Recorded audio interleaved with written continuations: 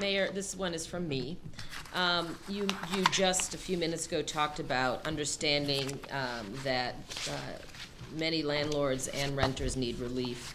With that, what do you think of Alderman Matt Martin's rent abatement proposal or ordinance, which I know wasn't read into record yet, but which many landlords in particular have concerns about? Mm-hmm. And if you're not in favor, do you have any specific thoughts on help for both sides? Well, look, it's no secret, and I've said this many times myself, that people all over the city are really facing significant challenges. And if you listen to some of the commentary during the public comment period today in City Council, a number of landlords and related organizations really spoke up. The challenge is the mortgages. The landlords, many of whom maybe own one or two buildings, these are not huge commercial properties that have a huge cash reserve. These are folks who had some liquidity, invested in a building or two, and are now dependent upon that revenue stream from the rent to be able to pay the mortgage, their utilities, the taxes, and all the other things that go with owning a property, which are significant. So what I've said from the very beginning, of course, we need to help the renters. That's why we stood up a $2 million fund to help both people struggling to meet rent as well as their mortgages. But we need to continue to press at the federal level, the federal government, to give relief, and in particular to press the banks to give some relief to mortgage holders. Because if we don't do that, and we only solve one part of the equation, we're going to cause undue harm on other people that are also part of this ecostream of mortgage and landowners and renters. Okay, so specifically, do you have a position on Alderman Martin's ordinance? Well, I said the other day that I don't think the ordinance takes into consideration the other part of the ecosystem, namely the landlords. And I think you heard that loud and clear from folks today. We need to solve this, and I'm committed to working with anybody who comes at this with goodwill and understands that you've got to talk about and solve all parts of the problem, not solve one part and then create catastrophe for another part. It can't work that way. Okay, thank you. This question from Mary Ann Ahern at NBC 5. Mm-hmm.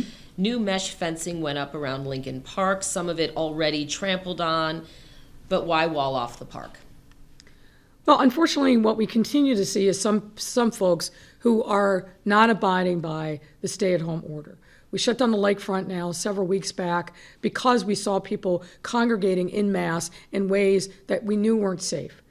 As Dr. Arwady from Public Health has, I think, really made plain, the fact of the matter is we are moving in the right direction, but only because what we've seen is going from 59% of people staying at home, say in late February, to almost 80% now. And we've got to get that number as high as we possibly can. So the issue isn't going outside. The issue isn't getting exercise. The issue is congregating at a place that's attractive, and I get it. It's one of the crown jewels of our city, the lakefront and our parks, but we cannot do it in ways that are not safe and put people at risk.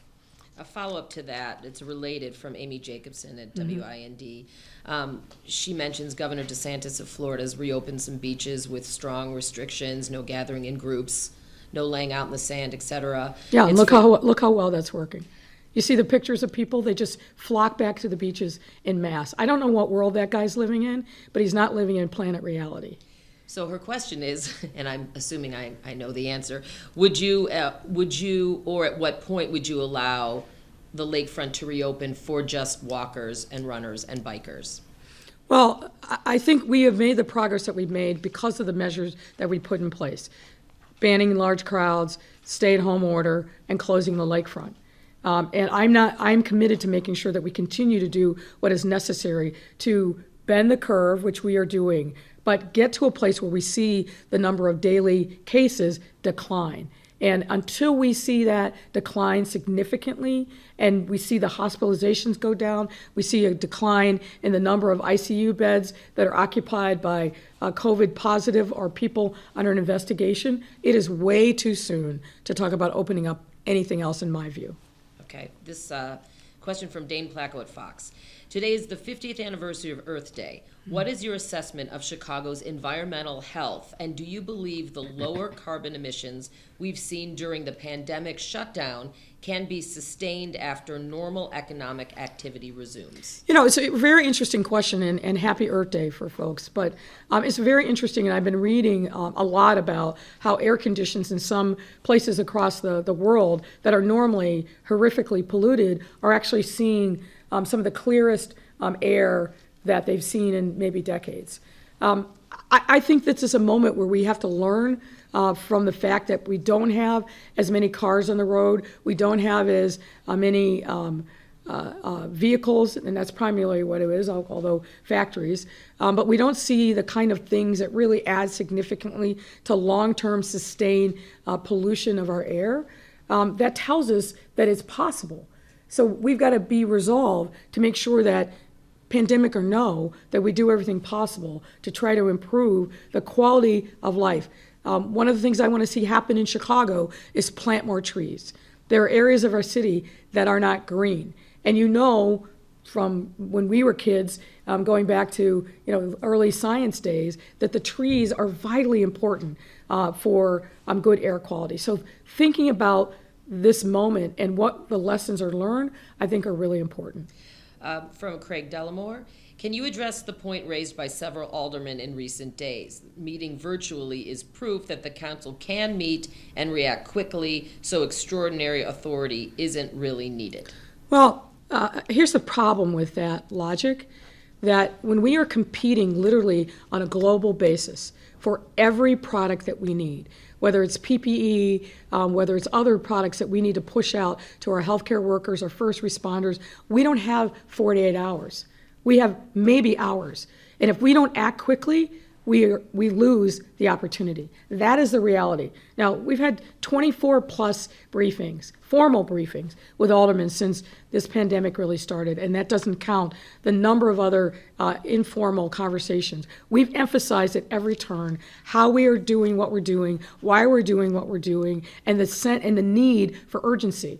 And the reality is, as you saw yesterday from the budget vote, the vast majority of aldermen understand that.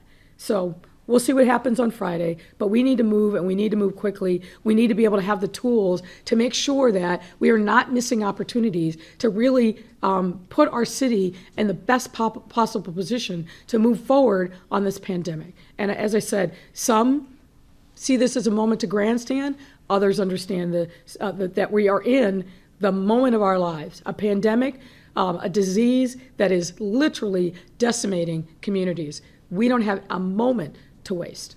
I'm going to follow up with my own question. Yesterday on the press call, you said that you didn't want or expect a rubber stamp council. That's correct.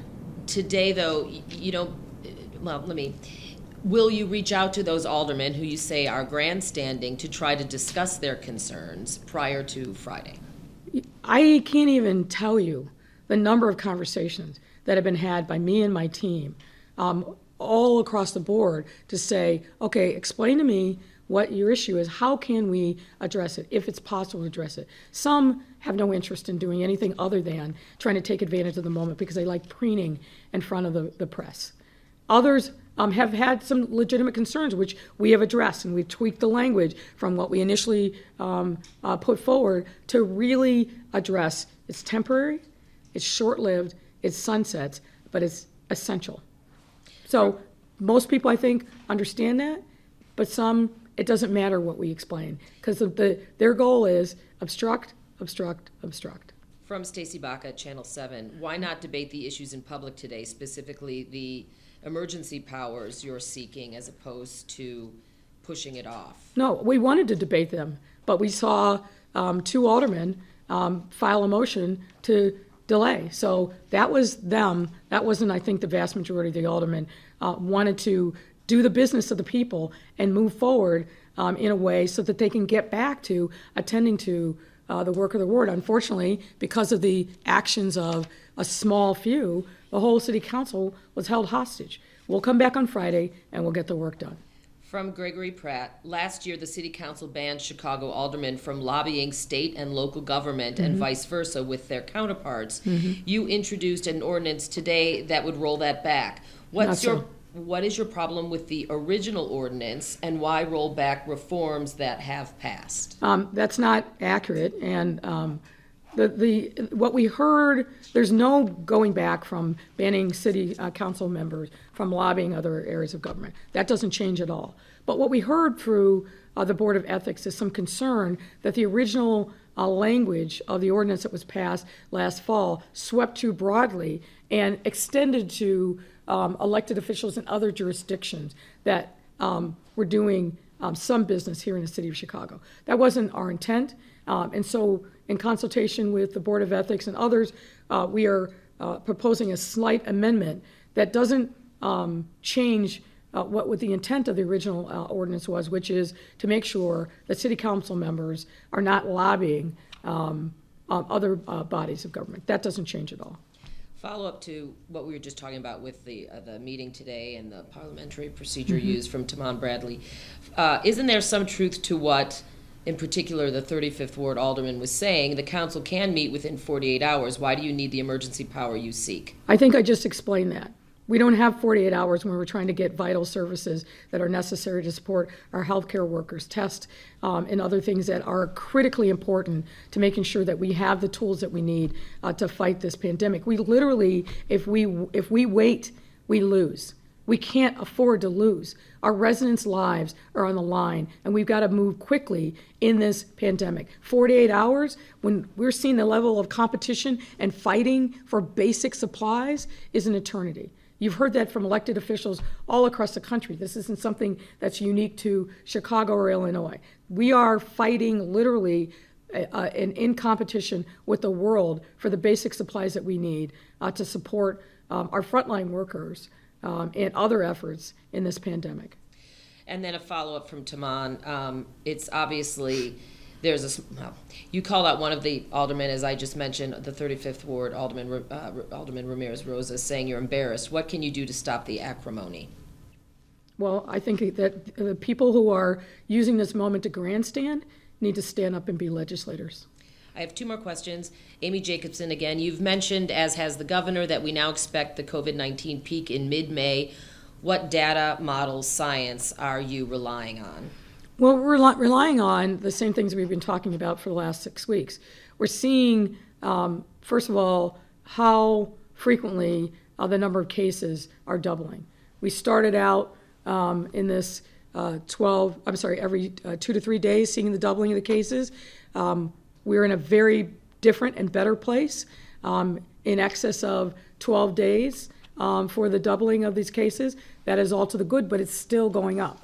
And so we're still seeing the rise in cases. As I said now many times, we've got to see those numbers start to go down and go down for a sustained period of time. The other thing that we're monitoring is ICU beds. The percentage of ICU beds in general, but also the percentage that are being occupied by COVID-positive patients or people under investigation for COVID. We've got to get widespread contact tracing, meaning that's the bread and butter of the public health department anyway, but we've got to build the infrastructure to make sure that when we come out, if somebody tests positive, we're able to very quickly and ably do the investigation and then notify other people that that person has come in contact with. That infrastructure is a work in progress, but we're working to get there. And then, of course, in general, we have to have widespread testing. No one's going to feel comfortable until we see a substantial increase in the amount of testing that we're able to do on a day-to-day basis. And finally, yesterday, the city announced it's canceled big city events through the middle of June. But I've had many, many people reach out. So this is kind of a viewer question and ask, what about the Pride Parade? Well, first of all, the Pride Parade is not run by the city of Chicago. For the entirety of its history, it's been run by an independent body. We are in conversation with those folks, and we will, they will, and certainly at our urging, make a determination. But with all of these things, all these large events, we have to be guided by the science and the data, and we cannot reopen and have mass congregations. And you know the Pride Parade. It attracts people from really all across the country, certainly all across our region, literally millions of people. We can't congregate en masse until we have reached some of these milestones that I've laid out. Will we get there by the end of June? I can't look into a crystal ball and tell you that, but what I do know is that if we're not there, we can't go forward with any of these mass events until we get to that point. Thank you. Thank you. Yes, ma'am. Mayor, question from Bill Cameron. Why didn't you want to proceed with the rest of City Council agenda after Lopez and Rosa deferred emergency budget powers?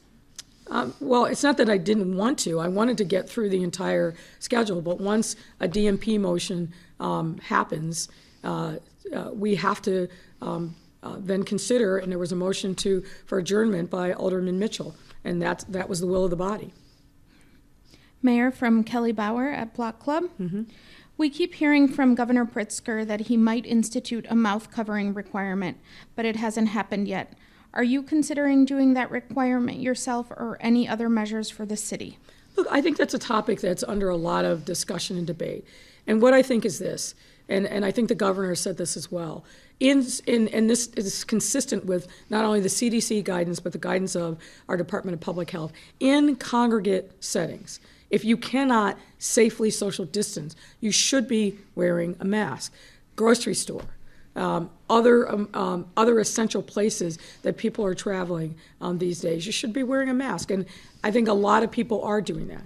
The challenge is making sure that every member of the public has the same accessibility to some kind of face covering.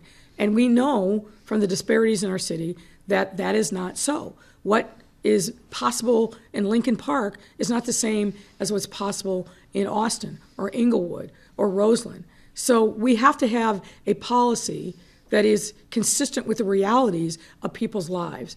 And while we are going to continue to encourage people to wear masks in congregate settings, mandating that without giving people the tools to actually comply, and we're not going to lock people up because they're not wearing masks in public. So these are nuanced issues. Sounds like a great idea, but when you think about the practicalities of how that's actually going to be implemented, that's where the challenge comes in.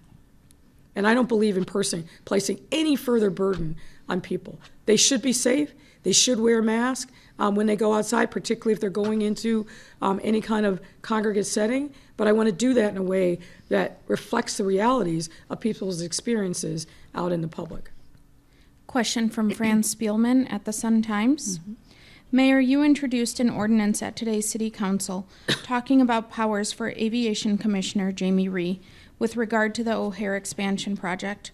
What is the purpose of that ordinance, and does it have anything to do with the need to modify the agreement because of the hardship cost on the airlines by the pandemic? So there are two things wrong with that question. Number one, the ordinance today isn't about airlines, and I can't remember now the first part of the question. This is an ordinance that's specifically geared towards renewing contracts with concessionaires who absolutely have suffered a great hardship because of the declination in airline travel. So that's what this is about. I want to make sure that there's robust transparency and discussion and debate around that, but it's about concessionaires. It's not about airlines. Oh, and it's not about the O'Hare modernization project. That was the first part of the question. That's not accurate. Follow-up question from Fran. Mayor, you are delivering the commencement address at Northwestern, Yes. Fran's alma mater. What will your message be to the students during these troubled times? Well, it's in mid-June, so I haven't written the speech yet. But I would expect that I will talk about the fact of the challenges, but also the opportunity that I think are facing the young men and women who are going to be graduating from Northwestern. For me, it's a great honor to be asked to deliver this commencement address, particularly given that my own alma mater is a different one. But Northwestern's very important to our city and to our region. It's a great research institution, great faculty. I love their president. And I was incredibly humbled when he asked me to be the commencement speaker. And so I am thinking a lot about my message to the students who are graduating into a world that's probably very different that they entered when they started as freshmen. So I will reflect upon that, I would expect. Question from WBZ. Do you anticipate that you have the votes to pass your executive powers ordinance? Time will tell. Question from Mariano at Univision. Now that the number of Latino victims of COVID-19 is incrementing to numbers that exceed the demographics, will there be any plan to help the community in particular? Yes, we have to. When we announced the racial equity data a little over 2 weeks ago, one of the things that we pointed out at that time is that we feared there was an underreporting of how this disease was impacting members of the Latinx community. And as we're getting better reporting, meaning that providers are providing us with the racial and ethnic demographic data, we are seeing that fear manifest itself. So just as we have been very aggressive in addressing the disparities in the African American community, which are still profound, we are also going to be working in a certain same kind of urgent way to get and connect up with the Latinx community so we can bring resources, help educate the community, and provide them with the supports that they need to be able to fight this disease. Question from the Hyde Park Herald. Alderman Jeanette Taylor says her opposition to the ordinance comes from inadequate city funding for coronavirus testing on the south and west sides, as well as inadequate financial support for local small business. Can you describe the city's current and planned actions in these areas? So I'm assuming that the question relates to the budget ordinance. Well, first of all, He provides specificity. It's around the emergency powers ordinance. yeah, the budget ordinance. Well, first of all, unfortunately,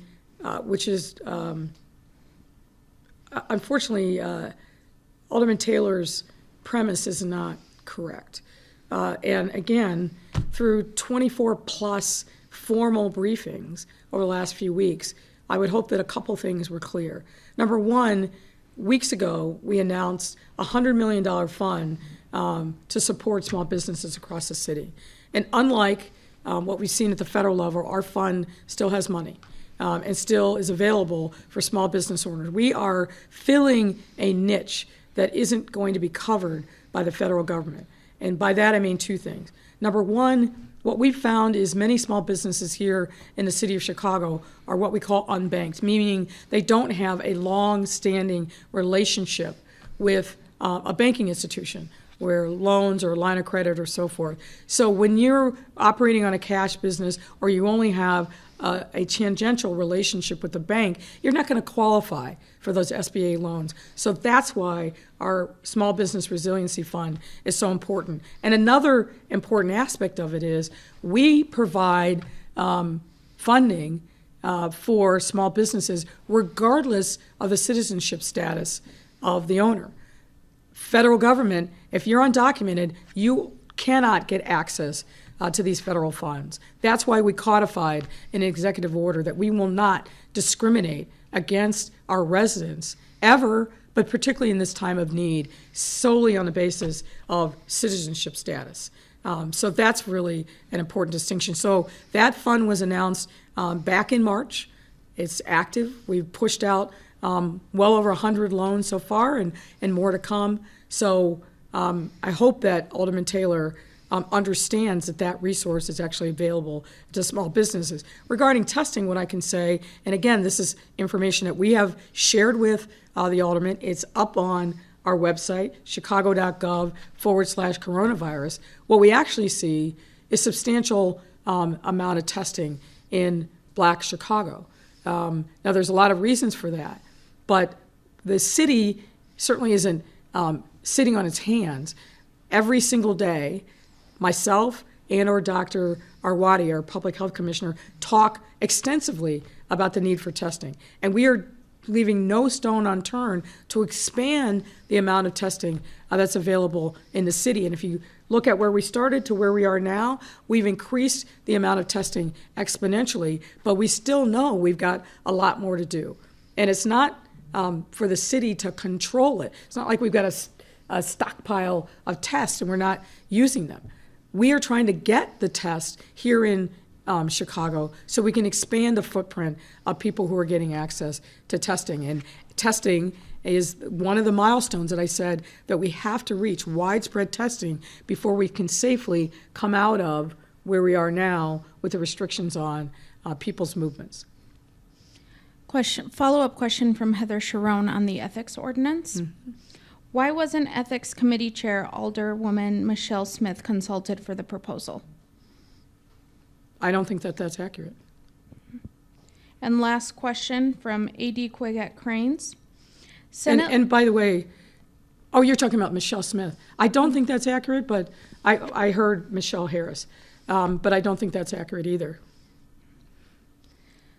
Last question from A.D. Quiggett Cranes. Senate Majority Leader Mitch McConnell says he favors allowing states to declare bankruptcy instead of giving them a federal bailout.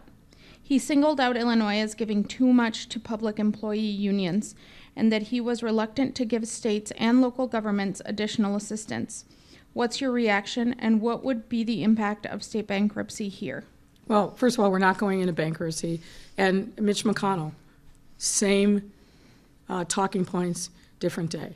It's what we've come to expect from a person who doesn't have a sense of urgency, who doesn't care about anything other than a crass political agenda. Same old from him.